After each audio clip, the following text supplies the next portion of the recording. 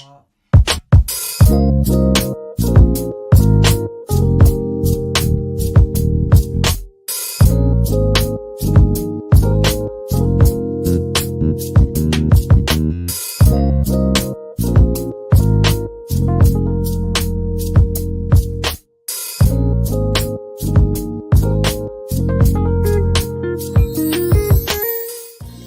to the Unlimited You Show's Food for the Soul Fridays with your hosts, Waukesha Green and Audra Walker.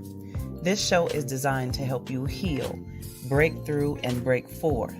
We are also here to encourage you to go beyond your limitations and design the life God has planned specifically for you.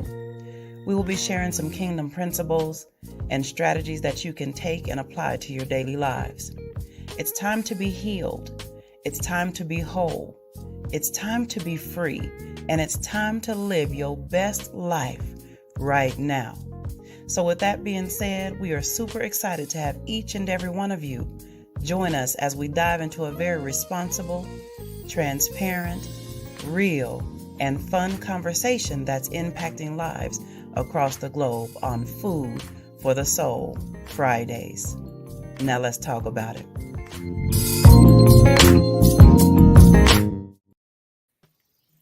Good evening, my beautiful sister. What's going on, baby? You know, I'm about to say good morning. That's because we're so used to doing it in the morning. Right. How's my sister doing this evening, baby? I am doing good, babes. How are you? I am doing well, honey. I am super excited, girl. I'm ready. You know, we've been talking about this for a couple of weeks now. Yes. So we're ready. We done transition, say it's Saturdays, to Food for the Soul Friday. So welcome to number 1 of Food for the Soul Fridays. Yes, our first episode on Friday. How exciting. So excited. Uh-oh, girl, look, mama there. Hey, Mom. Look, mama, come on, are you on? Yes. Yeah, mama, we there. Can you see us? Can you hear us? We want to make sure you present. Look, go on and say something. Oh, there you go. Hey, ladies. Hey. Mama. Yeah, she been waiting, sis. She been waiting for us to come. Well, we back, Mama. We back on Friday evenings now. Yes, honey. Yeah, Mama, we here. We done got started. But sis, how excited are you for tonight? Girl, I'm excited. I'm excited for several reasons. I'm excited about the topic. I'm excited about our guests. I'm excited because this is our first episode on Friday. I am like so geeked out. Yo, look, we know we've been missing action for a couple of weeks, but we back. We back. You know, we had to readjust some things. But guess what? We back in full force, right? Full forces. And what a great topic for the first episode on Friday. Just, oh my God. I'm okay. I'm okay. Sis, before we get into anything, we got a very special guest. Yes. Join us to to unpack this conversation that we're gonna bring forth tonight about being okay, but not being okay. Yes. So let's bring on in. I'm gonna let you introduce her. Go ahead. So, guys, we got Miss Toni Knight from Baltimore, Maryland here with us tonight. You guys, this lady is awesome. She's an Army vet. She's a mother of 2 beautiful girls. Hey! She's also a federal employee. She loves dancing, art, music, and lifting. So welcome, my beautiful sister, Toni. Yeah. Welcome, boo, welcome. Thank you for having me. Thank you so much. Audra reached out and she said, "Hey, I got this topic." I said, "When and where?" I'm there. And this is honestly like my first live anything because I just been slacking, but you two are reminding me, like, you're my universal reminders, like, you need to get back on this because we need you out here. Right, we do. That's right. And look, guys, this topic, is dealing with mental health. So It's too many times we ask people, are you okay? And they'd be like, well, yeah. When people hesitate like that, we need to dig a little deeper. Like, you don't sound like you're really okay. Like, Right. you could talk to me. But we gonna get all into that because I'm ready, y'all. I'm ready. Like, we just need to dive in, honey. Ready, but before we start, ladies, I want to show this little video clip that I have that it's going to just bring us on in. Okay. Yes. So praise God. One moment. Let me get it together. There we go. I need an ambulance. Take us out, sis.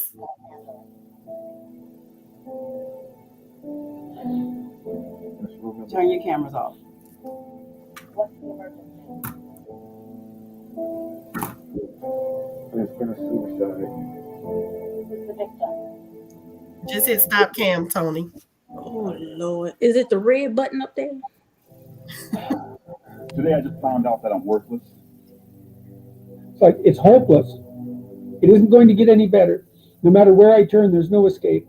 The suffering is unbearable. And I'm absolutely no use whatsoever to anyone. It would be better for everyone if I was just gone. Everywhere I look, it's nothing but catastrophe. And I can't see any way out of it. I can't see any path forward whatsoever. You are nothing. You are nobody. You don't even deserve to live. You constantly are told that you're not pretty enough and not tall enough and not skinny enough and people are better. And when you're young, you think that means I'm not good enough as a person. Black, white. I'm here, you're there, I'm this, you're that. Anytime you have a name, and the division inherently causes conflict, and the conflict will inevitably cause wars. We're taught to endure. We're not taught to say habla con todos, or to speak with everyone, or to share what's going on with you, or to talk to me about your life. If you had heart problems and saw a cardiologist, well, everyone would be concerned about you, would know you're doing better, and it would be open and honest with the crew, anybody you work with. Weird. But the most complicated organ in your body, if you have a problem with this, suddenly we don't want to talk about that. No, and you can get over it. And that's what people need to realize. You can be cured. You can get past it. That's what we need to realize. If you have depression, if you have anxiety, if you have post-traumatic stress disorder, if you have any kind of mental health condition, it's nothing to be ashamed of, and it's nothing to hide, and it's something to hit head on with. And I don't think there's anything wrong with having a mental health issue, either with yourself or with somebody that you love. If you're going through a divorce right now, if you're going through a financial problem right now, if you're going through an illness right now, if you are going through any form of crisis right now. And so I want to share with you, I've gone through a divorce, and I've gone through some very painful times. And during those times, they were messy. And during those times, I got off my game at times. And during those times, I was confused. But more than anything else, during those times, I felt pain. Worst thing you can do is what society suggests that you do. Escape, get busy, forget about it, lose yourself in work. Of course you have to work. Of course you have to show up. Your team needs you. Life needs you. Your family needs you. Life is for the living. I got it. But I don't believe that the answer to get through your pain is to escape in your pain. And too many people do that. And I've read the books that say to do that. You can't motivate yourself out of heartbreak. You've got to feel yourself through the heartbreak. I mean, I think it's that old Alanis, the old Alanis Morissette song. The quickest way out is in. There are gifts in pain. There is glory in pain. That's how you develop the bravery. That's how you develop the humanity. Do not latch onto your depression. Do not personally identify with your depression. See it as you see winter, and winter always leads to spring and summer again. See it as you see nighttime. Nighttime becomes daytime again. See it as you see the breaking down and the building up of your body. catabolic, anabolic. It is a process that's natural for spiritual evolution and physical evolution in the world. There's one thing that if you did every single day, no joke, it would make an extraordinary difference in whatever mental health issue you're struggling with, and that is exercise. Because you've got to exercise every day. And the reason you've got to exercise every day is because what we know about human beings is that when you physically move, your physiology changes, and that changes your brain. Getting your heart rate up, getting outside, breathing, feeling connected, getting out of your house, which may make you feel depressed and trapped. Doing that every day, that physical push. You don't have to run. You don't have to go to an aerobics class. Get outside with your dog in the woods. Walk with a good friend for 2 or 3 miles. Doing that every single day not only moves your body, which changes your mind, it gets you out of your physical environment, which is one of the things that people with depression tend to have a hard time doing. And it also creates a bit of momentum and a bit of a routine in your life. You take on just that single thing. Get outside and exercise every single day as if your life depends upon it. Because you know what? It does. Your brain needs it. Your body needs it. Your mental health needs it.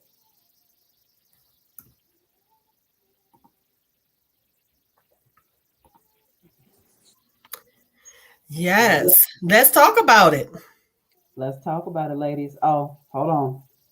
Hello, Aunt Sharon. She must be over my auntie's house. Hey, auntie. Hey, auntie. Hey, ready. Hey, ready. Hey, ready.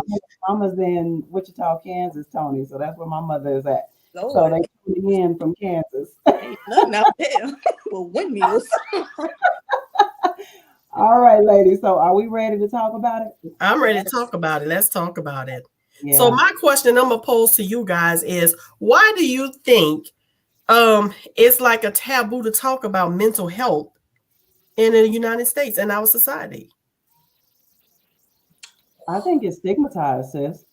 You know, I really do. I think because people don't trust people with them, you know, for them to really be their authentic selves and to say, this is who I am, or this is what I'm struggling with.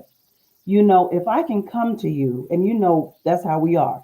I can come to you and say, sis, you know what, girl, today is an off day for me. And I don't know why, you know, but this is what's going on. This is how I'm feeling, you know, but society don't allow for that. You know, if there's something going on the inside, it's like, okay, suck it up. It'll get better. But don't take the time to say, well, this is what you can do. And then if they come to you, can they even trust you to keep it between you and them? Very So true. that's you know, a lot of what I think, you know, is you know, that's and a lot of times people will not even reveal where they're at. You guys know suicide, depression, anxiety, everything's going on and on the inside of these people. You know, we've experienced that. You know, I've been in a place where I was completely depressed, you know, and I truly had lost Keisha. But who at that time I knew, because I have that foundation of my God, you know, I knew who I could grab hold to. But what about the ones that don't know? Who do they have to grab hold to? Well, I can Let's speak. talk about it. When I started my mental health advocacy, it was pretty much birthed out of COVID, because that year I was in Washington State, and I just got divorced that previous year. Just came out of a horrible relationship, was like totally abandoned during COVID in a relationship, and one of my best friends committed suicide. So excuse me if I cry. No, be you, honey, be you. Yeah. Because I knows I'm an emotional gangster. That she is. I'll get the cry to That's still all fight. right. I've been Emotional gangster. Look at love it. So after that, we're going through all of that turmoil. on top of all things, I had to go work for a racist supervisor. So I never had time to mourn a failed relationship. I had no time to mourn my friend. Right. And I'm doing this pandemic with 2 girls, almost by myself. So I birthed a mental health page and advocacy hitting on topics. I can't speak for the general public. I can only speak for women, veterans, Black women, and the Black community, because that's who I am. Right. And I know from personal experience that in the Black community, we don't talk about that because we're not supposed to be mentally ill. Right. You know, my mother told me to my face that because I started saying I fight a mental illness instead of saying I suffer. So that means if it's something that's suffering you, it's just like suffocating you and it's playing with you. So it's like, although I say I identify with my mental illness, like, you know, we've been in the Army, you got to identify your threat and learn how to take it out. Right. So when I was younger, I used to self-mutilate. That's the reason why I have a lot of tattoos on my arm and on my leg, because that's where I used to cut. My mother's seen those cuts before, and she said, do I need to lock your behind up? Because this is some white people shit. And stuff like that stuck with me because I'm Black. I'm not supposed to have nothing like that. But deep down inside, there was a hurricane, a tornado, a blizzard, all of this stuff going on because I had body image issues, like low self-esteem, low confidence. Like it was a lot, you know. And every time I say, hey, I'm sad about something, you're being weak. It's you know, it's the devil. You need to get put on meds and you need to get committed. That's not addressing the problem. And then when you do trust somebody with those type of intimate feelings, they use it against you. Right. So when I created the mental health page, and that's an open page, anybody can go take what they need, absorb it, whatever. He used everything that hurt me in the past against me. So now I'm like, okay, I feel like you're playing on my mental health. I feel like you're trying to play me. So since you're trying to play me, guess what? I'm going to start talking about it. So if somebody says, oh, you have a mental illness and... That part. Right. You know, if somebody says, you know, how did you get past this, that, and the fourth, and you did this, and when I talk about my stuff, I no longer let people look at me like I'm disgusting. Right. There you go. You know what I mean? Because and I try my best at all times to encourage, especially our veterans, especially our Black women, especially our Black men, and you know, people of color, because especially Black women, because we get beat down so much. And the moment, you know, we get online like this and discuss, and you know, we start walking with our chest out and our head up, here comes society saying you're to this and you're to that, and that weighs on our mental health.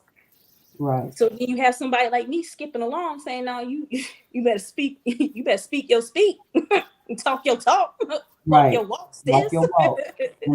That is. And you know, that's the truth. And you know, Tony, you said both of you guys said something so profound, because if we go back in history, in the Black community, that was always a thing. If anything go on, you keep it in the family. You don't talk about it. Nobody knows what the family, you don't talk with the family going on. And we have passed that down from generation to generation. You don't know. You talk about it, because we as Black people has been traumatized so much, and we don't talk about what happened because they're not supposed to leave the family. And that's where PTSD come from. And you got trauma, you know, little girls getting raped by cousins, uncles, grandfathers, dads, you know, we're going to keep this in the family. Nobody needs to know. But then you got this little girl growing up with this thinking, I did something wrong. I can't even speak on this. You know, what did I do?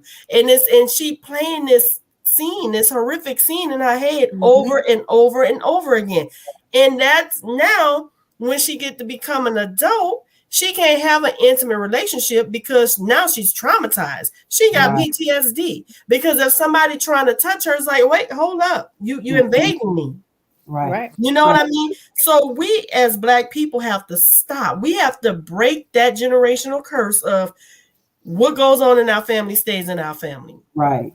No, let's talk about it. Let's get it out in the open and let's call a spade a spade. Well, you better say that now. Secrets are killing the Black family. Yes. Yes. And that's why so many of our people have mental health issues. And guess what? They haven't, and they're afraid to say, I have a problem. Because I don't want to be looked at as crazy or retarded or something wrong with me. You know, something is wrong with you.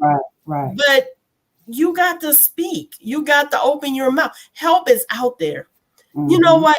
You know, it just baffled me how, you know, like your mama told you that was white people stuff. You know, no, it's not. It's not white people stuff. It's everybody's stuff. It's just that the Caucasian race from early on got help. They went and talked to a counselor and got help for their family members. Where we want to, we're going to keep it in and we ain't going to talk about it. You can't just suppress stuff. Right. And that's what we do. We suppress it. But you know, it's just like a bookshelf. You keep putting all those books on a bookshelf. Eventually it's going to break. And that's how our mind is. Our mind, we just keep suppressing and suppressing till we just snap. Right. And you're going to be depressed. You're going to have anxiety. You're going to have PTSD. You might have a psychotic episode. You might get manic. You might get paranoid, schizophrenic, anything. We don't know. The brain is very fragile. Right. You know, Let me get off my soapbox. Talking, you know, I was listening because, you know, I do a lot of reading and a lot of listening to different, you know, teachings and what have you. And I forget what the doctor's name is, but he said that what tends to happen a lot of times is people want to fix or try to work on the symptoms. Not the problem. They don't go to the actual hardware. The hardware is here. You know what I'm saying? So when we get to the hardware, the root of what's going on, and you're absolutely right. You know, your mother said that's white people. No, that's people stuff. That has nothing to do with it being white, Black, whatever, Hispanic, whatever. It's people stuff. And everybody deals with it. You know, some people like, oh, I ain't got no issues. Okay, if you ever have had anxiety, if you have ever been stressed out to the max, you know, where you've been weary, you know what I'm saying? There's some things going on the inside that you need to deal with. And a lot of times what happens is, you're absolutely right. We suppress it and suppress it and suppress it, and then we explode. Right. And then people are trying to figure out, well, oh, shoot, she crazy. Well, have you been paying attention to the root of what's been going on? I'm showing you, you know, because people look at us, they won't be able to tell if anything has ever happened or went on with us. And sis, she know my story. You know, but you don't know on the inside. And I lost my son to suicide. You know, you never know. You're gonna make me cry. Is going through. You know what I'm saying? And so for somebody to say, well, suck it up, it'll get better. You'll be all right. Hold on. But did you ask me what was going on? That part. What was really going on and why I'm acting out? You know, I didn't start acting out, but I'm just saying in general for people, why am I acting out? Obviously, there's something wrong on the inside. And you know, sis, that is so true, because Tony, when you said you self-mutilated, that should have been a sign to your mother, like, hey, something going on with my daughter. Let me, you know, find out what's going on. Not, oh, you need to be committed and this and that. No, what's going on with you? Why are you harming yourself? And, you know, we miss those things, because if you look at it, people will change physically. They will change, you know, they start isolating themselves, you know, and some people, when they start cutting on themselves, they start wearing long sleeve shirts because they're trying to hide it. And people miss those signs. It could be 100 degrees out. Why you got a long sleeve shirt on? Those are questions we need to ask. You know, like, hey, I noticed you're not your bubbly self like you used to be. You used to be, so what's going on? And I'm so tired of people saying, well, you know, people don't want you in their business. So I don't even ask them how, you know, because they, you know, they don't know. Right. Sometimes you need to be in people business, especially when it's something like that. Now, if it's just some petty stuff and you just trying to be nosy, that's something totally different. But if you see a person change, yeah, you want to ask. You want to ask those questions. You want to get, because look, I can't help you, but I can point you in the right direction. There you go. Know? Right. We just got to do better as a society. And I'm sure all you viewers listening, us here, we know somebody with some type of mental illness. We have it. We fighting it. You know, we have anxiety, panic attacks. When I first had a panic attack and anxiety, I thought I was having a heart attack. Yep, me too. I was like, what is going on? Like, literally, I'm just sitting there. I'm just sitting there talking. Right. I'm just sitting there talking to my mom, and it felt like my heart about to just jump out my chest. I couldn't even swallow my hamburger. I was like, oh my God, I got to go to the hospital. I don't know if I'm having a heart attack. Right. And she's like, no, you had anxiety and you got a panic attack. And I'm like, what? Like, what do you mean? Like, I said, I wasn't doing anything. I was just sitting there. And that's the thing. Panic attacks come out of nowhere. Anxiety just pops up out of nowhere. And the biggest thing I notice about our people getting depressed is when we lose a loved one. Yeah. When we lose a loved one, it's still, you know, in the Bible says, you know, we need to rejoice when people leave because they ain't got to deal with this craziness of the world. But we get depressed. Right. We get depressed. We should be happy that they transition to be with our Father because guess what? They ain't got to live in this hellhole we living in. They ain't got to deal with these crazy people. They ain't got to wonder if my child gonna get killed if they go outside, you know, or my house gonna get robbed, I'm gonna get carjacked. I mean, today's world is just crazy. Okay. If you think about when we was growing up, we were so carefree. We could go here. We can't do that. They got human sex trafficking. You scared to let your girls out to go anywhere because you don't know if they're gonna make it home because somebody snatched them up. You know, it's just crazy. And the world we living in is like every man for themselves. Yep. We can't be like that. Yeah, I read something. I read something. And I'll say other stuff that I've said that I found that's been so profound. In today's age, we are using things we should love. And when I say that, we use people that is meant to be loved. And I know with my struggle in my fight with depression, I know I see and I feel things differently. So with today's change in society, I have to sit back and look like y'all do a lot of stuff for clout. Right. And some people get into this mental health advocacy for clout, not knowing that you're using people that you should be loving on. Right. That will help you get to that next level. There you go. With the act. You know what I mean? Yeah. Like when I sporadically go to I check both of my pages, and it was funny to me one time because, like I said, Audra said I love to dance. I love to dance. I was dancing a few minutes ago, and I went to go take a knee, and I was like, "Yep, we ain't doing this no more.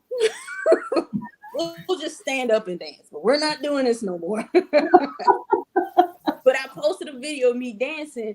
Oh, and the likes was through the roof. But when I posted something about self-actualization and self-awareness and know your mental health triggers and boundaries, it was barely any likes. Yeah. Oh, yeah. People don't take, even though I'm an advocate for people to understand.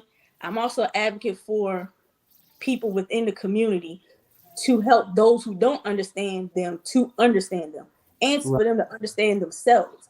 Like you have to take responsibility for the stuff that you do. Right. Like everything that goes on in your life is 100% sanctioned by you. No doubt. You can keep your peace, and I've learned how to keep my peace. Y'all see where I'm sitting right now? I'm sitting in my house by myself. My girls upstairs running around, but you know, I sit in my house by myself. This is where my peace is at. In the moment you violate my peace, you have to go.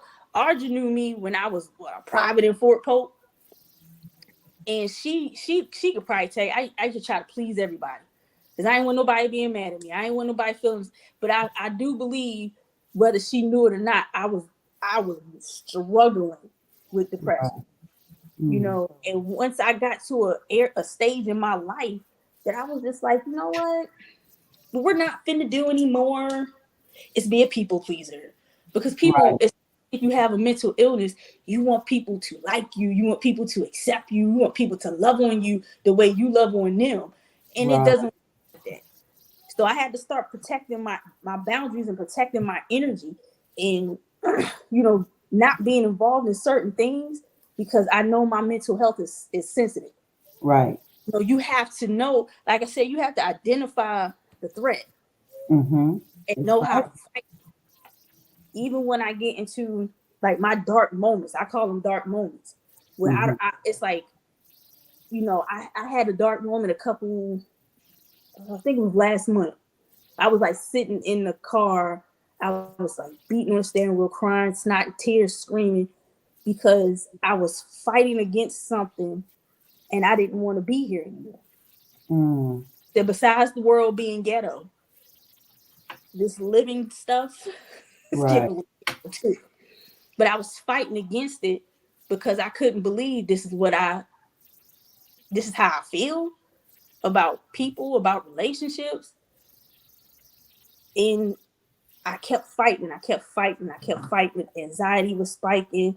Depression was getting worse. PTSD, I was getting like real jumpy. And I was just like, you know what? I just got to let it be. Block people, set boundaries. Like I tell people all the time, you're not finna stress me out on my phone.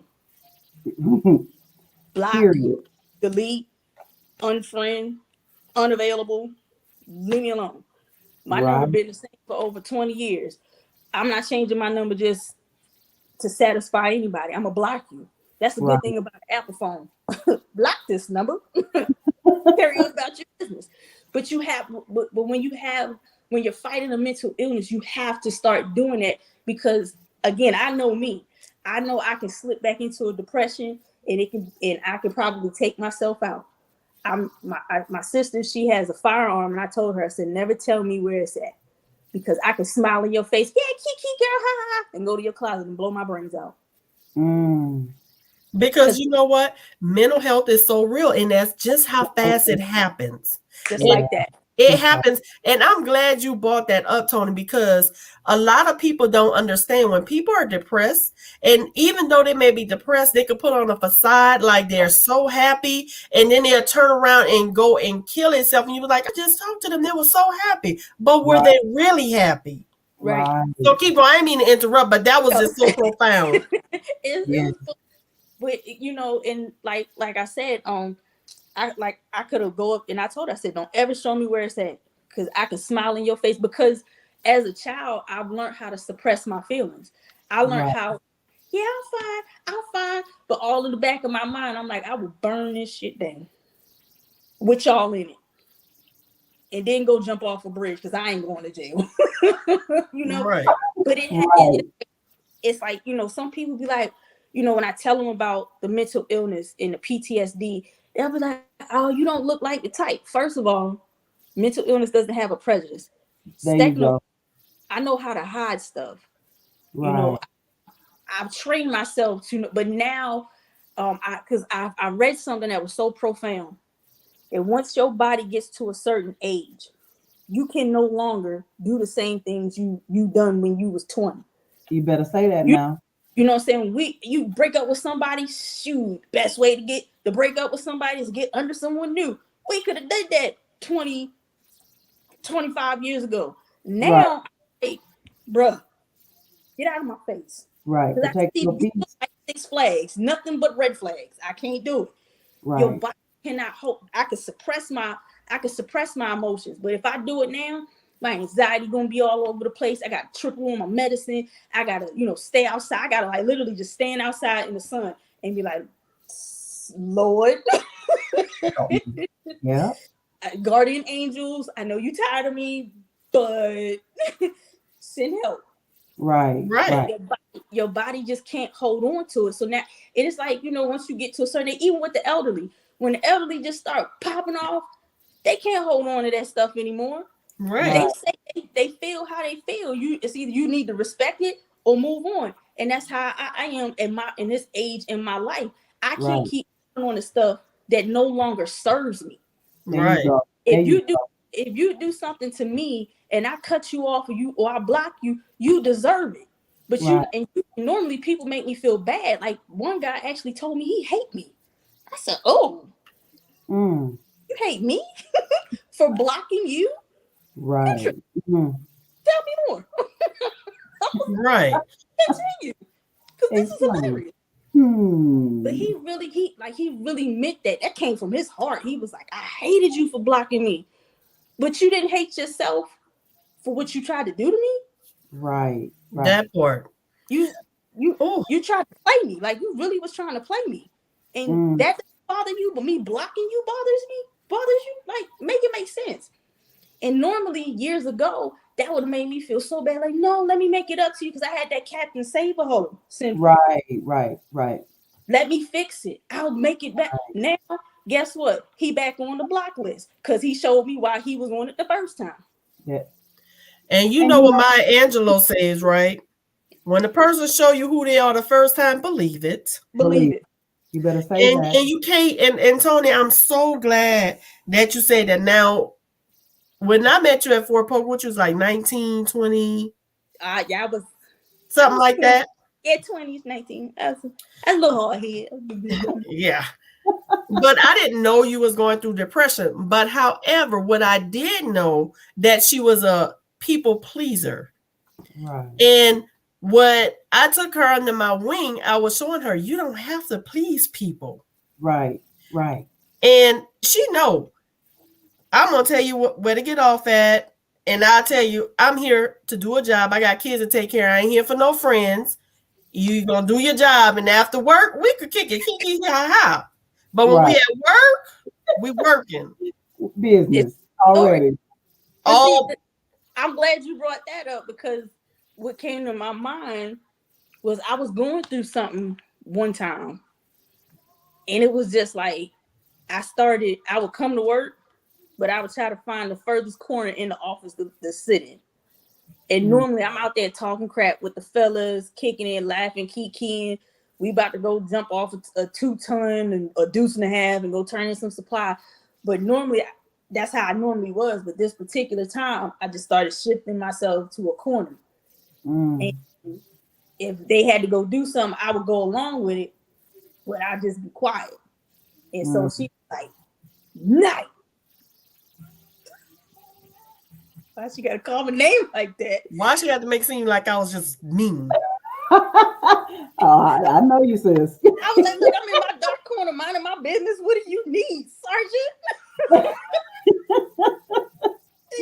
Right. She was like, come here with me. And I'm like, oh, all right, don't come. So we go sit in the truck and she said, what's wrong? She ain't say nothing else. She said, Tony, what's wrong with you? And I say nothing. But I wouldn't look her in her face. You know, everybody, that old saying, the eyes are the windows to the soul. You can look in the person's eyes and see if there's something ain't right. I'm wrong. Yeah. But I wasn't looking her in her face, and I was like, nothing. She's like, Tony, what's wrong? And she started asking me about certain stuff, and I was like, I don't give a care about that. F that, F them. Ooh, ooh. She said, that's not you. Right. I broke down her truck and started crying. I ain't had no food. Ex-husband was spending all the money. Barely had gas. I ain't had none of that. And she had just lost her twins. And had just lost twins. And I knew her, and I knew something was wrong. Right. Because she would avoid me, and she wouldn't necessarily do that. Right. And I had to get to the root of the problem because you my soldier. I have to take care of you. Right. And when she told me that, I said, you know what? We going grocery shopping, and you come eat at my house tonight. Right. And the rest was history because I've been eating at her house ever since then. When she came to Colorado, Yeah, I was like, so I got food in my house, but I'm still hungry. Help them, Jesus. You hear me? Me too. They say food the weight of somebody's heart is through the stomach, but look, y'all too. I cannot. I cannot. That's y'all the reason why I don't cook no more. All right. Ain't much. Look, check this out. Ain't much I would do for a Klondike bar, but I do some sketchy stuff for a pot of gumbo. So it is what it is.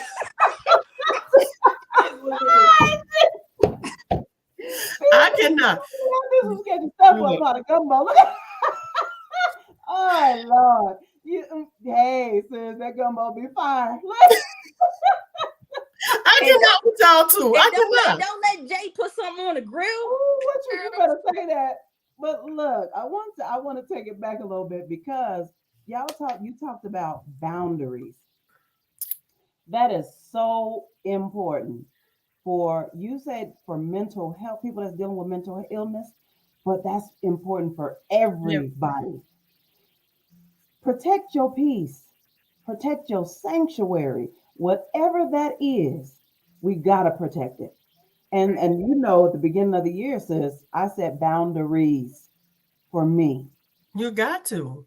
I said, hold up, because I was one that tried to fix everything. And what God had to remind me, he said, look, hold up. You leave them to me. You're not their savior. Mm-hmm. I am. Mm-hmm. And so when I grabbed hold of that, I said, oh, praise God, that you just released me. And then I was able to set boundaries for Keisha. You no longer, and you're absolutely right, I went through divorce as well. So many things. Pray. Oh, thank you, Father, for where you have me at today. Praise God.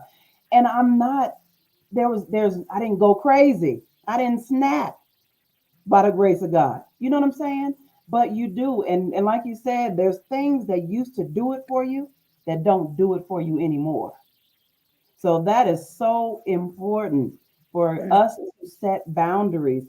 I mean, you guys, we have to, because if we don't, look, even Jesus set boundaries. Yes, he did. I need to separate from the multitude, and I need to separate from my disciples for a moment so I can go spend time with my Father, so that he can fill my cup up, so that I can continue to do what I need to do for one person at a time. Mm-hmm. So I'm gonna ask y'all this: what do y'all do to get y'all peace of mind when you feel like your peace is being disturbed? What do you do? I know what I do. Yeah. I like to read. Yeah. And I would read a book. Or sometimes I just sit in my room. I want quiet. Just meditate. Just meditate on life, on things. I might meditate on pick up the Bible and meditate on a verse, God lead me to read. But sometimes you just want to be quiet. Sometimes I like to listen to some music and dance.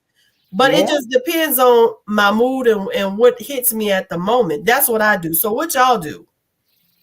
I'm the same way. I love to dance too, Tony. So we in there, baby. Oh Lord, please. Look, I turn on some music. I will dance. A lot of times I sit in my quietness.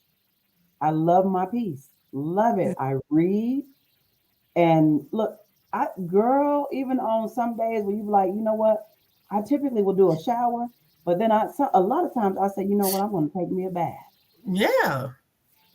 And you separate and disconnect and just relax. Take a hot bath and listen to some jazz. Oh, what you talking about? Some smooth jazz. Girl, look. Beyonce and pray and just, like you said, says you quiet. Quiet. I love peace. I love, the older I get, the more peace I want. Say that again for the people in the back. Woo! The older I get, the more peace I require. Let me put it like that. I require. It's Go a ahead, must. Mom. What you do, babe? What you do? What you do, Tony? Well,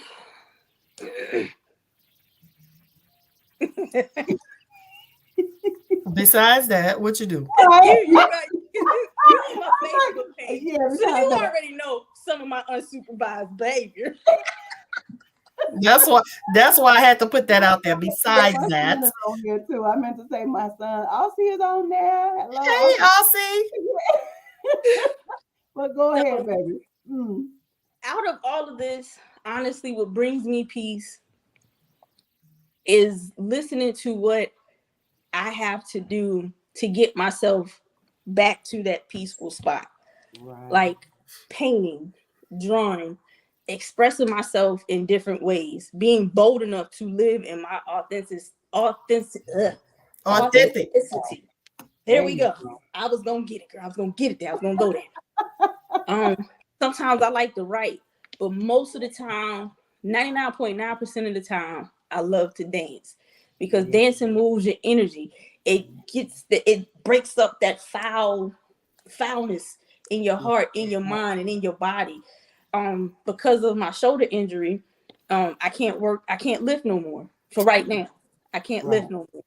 So lifting, working out got me to a point, especially with depression, that if I can put like the plates was the depression. And if I can lift this physically, I can lift this mentally. There you go. I control the positive and the negatives that come in. But then it just got to a point where it was like I reached a plateau and my depression, it kind of started overshadowing weightlifting. So I got into jiu-jitsu. And jiu-jitsu is you're using your opponent's momentum and body weight against itself to submit it. So every time I went to go, the Pacific Islanders call it rolling. So every time I went to go roll, I mean, oh my God, these dudes was like 6-something, 5-something, 200 plus pounds.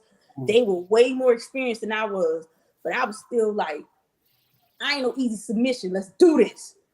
Right. I know I'm a chick. But I would roll with them, but I would look at them like they're my problem. And one guy, he actually put me in an arm bar and he popped my elbow because he told his friend, he was like, dude, she rolling with me. Like she was not trying to submit. I said, and I wasn't. But in that moment, I was like, yo, you that situation.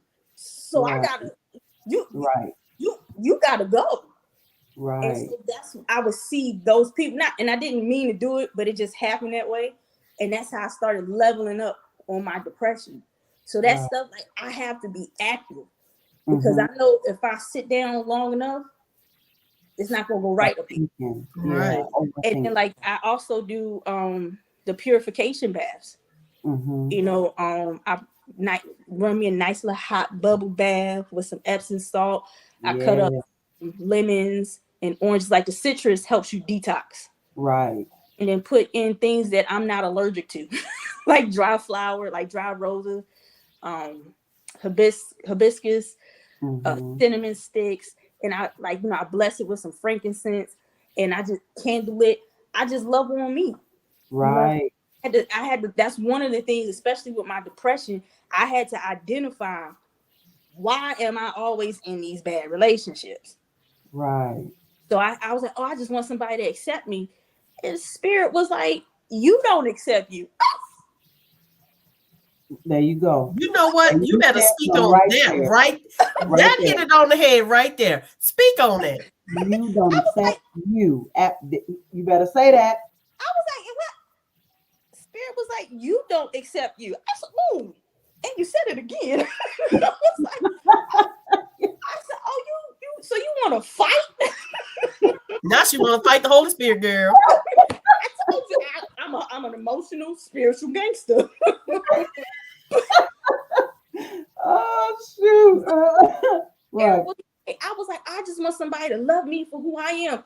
You don't love you for who you are. Right, right. So I had to learn how to accept me. No, I may not be the brightest crayon in the box, but I still color. That part. Well, you know, say that. So it's a lot of stuff I had to accept about me that, okay, I may not be this, but I am this. Yes. I started getting little mirror markers, and I would write on the mirror, stop doing that, because I was talk down about myself. I'm 40 years old. A lot of people don't make it to see that. Right, right. I feel like I'm not a multimillionaire yet. Right. Come on, you gotta say that. I'm a thousandaire. You know, we gotta start somewhere. Right. I'm there a thousand. Yes, I ain't there yet. But I start flaws in all. Mm-hmm. I don't have it all together. No, I'm intelligent, but I learn differently. You know, I have dyslexia. I'm dyslexic. So it's like some things gonna take me a little bit longer to get, but boy, once I get on, you got it. I got it. You know what I'm saying? I learned how to deal with my flaws. I know I have a mental illness, but don't nobody if we're having this discussion, and even if you said, even our veteran community, like, girl, you crazy. I won't take offense to that, because we all in the community. We get it. Right. But if somebody comes to make fun of my insecurity, I know how to defend myself. Right. Because normally I would just be like, well, maybe you're right. Maybe I am just too slow. Maybe I don't know how to dress. Now I'm just like, man, you got 3 options: like it, love it, or suck it. This is who I am. and you know what? I'm glad you got that mentality now. And I'm so proud of you, because Keisha, I'm telling you, the tone that she was back and forth, Polk, she definitely was a people pleaser. And no, you was a people pleaser, and you know, like, people say something and she'll take it to heart, and she'll try to, let me do this to make it better, and let me correct this, and no. I'm glad you are like that. And that's what we have to do to protect our mental. We have to set boundaries, and it's okay to say no. It's okay to be like, guess what? You don't pay my bills, and your opinion does not matter. Right. And I'm gonna go back a little further. I love the fact that you said I had to accept my flaws and all. And a lot of people don't do that. A lot of people want people to love them. And I'm so glad the Holy Spirit told you, you don't love yourself. How you want somebody else to love you? There you go. Because that's the first thing we have to. And since we had a episode a couple of, like, last year or something about this, in order for you to be able to love somebody and to get that love back, you have to love yourself. And if you can't fully love yourself because, society said I should be, slim, and I shouldn't have a gut, and I should have a pointier nose, a slimmer nose, and I should have, no. Right. God created you in his image. It should be you. So however he created you, then you telling God you don't like him. You see what I'm saying? Because if he made me with a gut, that means he got a gut. And if he made me with everything he made was very good. Right. But I'm saying, people do and don't get me wrong, a lot of people have body image. I used to have body image. I want to be this, and I had to come to realization, you gonna love me for me, or you don't. I love me. When I learn how to love myself, you don't matter. You can come and enhance my happiness. That is. But you don't make me happy, because I'm already happy. So you can come along and join this happy trail and enhance what I got. Say that again for the people in the back. You got to be happy with yourself. Nobody can make you happy. You have to make you happy. Anybody else come addition to your life can enhance your happiness, but they can't make you already something you already are. Right. But you got to get there. You got to get there. And that's the thing, is a lot of people they're not there. You know what I'm saying? So, and I used to be, people, you are so beautiful. And on the inside, I'm like, thank you. But on the inside, I really didn't believe that. But girl, you can't tell me nothing now. Oh, Lord, you can't. In the mirror. Girl. I wake up in the morning and say, good morning, gorgeous. y'all heard that song by Mary? Yes. But you got to, sis, that self-affirmation to yourself. If you don't encourage and affirm yourself, how do you want somebody else to do it when you can't even look in the mirror and see that you're beautiful? Right. You can't look in the mirror and see that you're smart, you're intelligent. If you can't say those things about yourself, don't look for other people to confirm and affirm you and pat you on the back when you should be patting yourself on the back. Right. I love it. Above my mirror and the thing and say, good morning, gorgeous. Hello, handsome. You know that in my bathroom. Honey, I am so full of myself. I would have never thought that. Really? I am full of myself, baby. Always have been and always will. Because guess what? Nobody can love Audra the way Audra loves herself. And that's right. And that's on God. For real. Even though my husband loved me, he would never love me as much as I love myself. That's right now. I would never love him as much as he loved himself. There you go. We came together to be one, and we love each other, and we enhance each other happiness. We enhance and we complement each other. There you go. But I can't say I make him happy. He's already happy. I can enhance his happiness. I can't, and I hate when people say, "Oh, he just made me so happy." No, honey, you should have been happy before he came. That's that codependency. Don't nobody want to talk about. Right, that part, or they say stuff like this. Well, I can't be without this person, a man or a woman. Why can't you? Because you don't love yourself enough to be with yourself. And see, this is the thing. Some people really don't want to work for that. They want to fix. They want to send a prayer, do a jig, write it down, toss it in the river. It's a fix. Quiet is kept. I have been celibate for almost 2 years. That's good. That's wonderful, huh? But you know what? It's good because of the simple fact is you peered yourself out, because what we have to understand is, I know we're getting a little off topic, but what we getting people have to understand is all these multiple sexual partners you have, you keeping their soul tied to you. But see, and you don't know what people got soul is tied to. That's you getting yoked with. That come on now. Even though we're getting you may think we're getting off topic. These are topics that actually are in mental health, right? Absolutely. Because some people are so codependent that they have to be with somebody. That's why you got people jumping from relationship to relationship. They're not at peace. Right. They don't give themselves time. Yeah, only thing they do is just start drama, and they like, and I be sitting looking at people like, do you ever calm down? Like, do you ever just take a moment in Zen or something? Right. Right. Because people, they need to be with somebody. They have to have some type of outside noise to distract their inside noise. Right. So I have been celibate for like 2 years, almost 2 years. At first it was involuntary. It really was. It was involuntary. But then it's like when I started being by myself, I started learning how to heal thyself. There you go. Learning, and especially like I would post stuff on my Instagram page and my Facebook page. It was talking about everything from self-actualization to self-realization to self-awareness, my issues with mental illness, suicide attempts. I posted content about sexual awareness, abuse, manipulation, narcissism, and all of that stuff, because that's what encompasses mental health. People think, about our feelings, we're going to be okay. But what about your sexual health feelings? What about your emotional feelings? What about your self-awareness?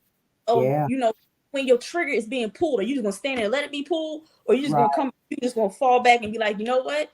I can't control what you say out your mouth, but I'm going to control how this conversation ends. There you go. You know what I'm saying? So I had to learn, and within these 2 years, I've learned how to just navigate through life and to my spirit and listen to my intuition. Like, don't go there, don't do this, Tony, don't say that. I mean, that's what I'm still working on that, because I'd be like, hold on now, but he said, Tony, don't say that. All right, blocked. Well, Tony, tell the people your pages that you have. We about to almost be out of time. Oh, okay. Oh, we definitely got to do a part 2. Absolutely. My page is It's Mentality Mental on IG. Facebook is just Tony J Knight, and my YouTube page is the same. It's Mentality Mental. All right, you guys. That is it for tonight, guys. We definitely will do a part 2. We out of time right now. We appreciate you, Tony, from coming on. Since any last minute words? I just want to grab mentalitymental.com. Is that where you at? On IG, it's all on Instagram. Okay. On Instagram, it's ITS Mentality Mental. I wish I was on my other phone. I could pull up a picture. Okay, that's all right, baby. I put it in there. So we got some links for you guys. If you in Colorado Springs, if you in New Mexico, if you in Baltimore, we got some links in the comments for you guys. To if you don't want to talk to nobody, those are the links. You could call these people and talk to them and get some help.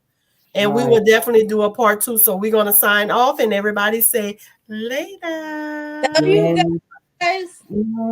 I hope everybody was blessed. And Tony, will you be a guest again for us, baby? Because we do got part 2. As long as she fix some gumbo. And don't go nowhere, because I want you to remain. Don't log off. Okay? Don't log off. Stay there. All right. Everybody, we hope y'all were blessed and have a wonderful evening.